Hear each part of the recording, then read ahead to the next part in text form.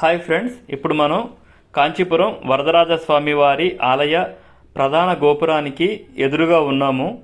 వరదరాజస్వామి వారి ఆలయంలో ప్రవేశించే ముందు ఎడమ చేతి వైపుగా ఒక 100 స్తంభాల మండపం కనబడుతుంది.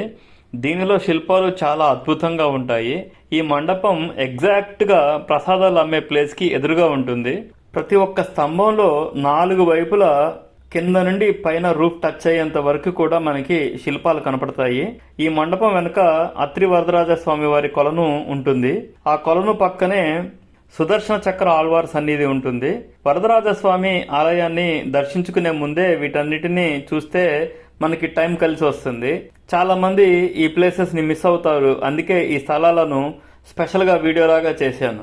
అత్రి వరదరాజస్వామి వారు 40 సంవత్సరాలకు ఒకసారి కొలంలోంచి బయటికి తీశారు. ఆ ప్లేస్ ఇదే.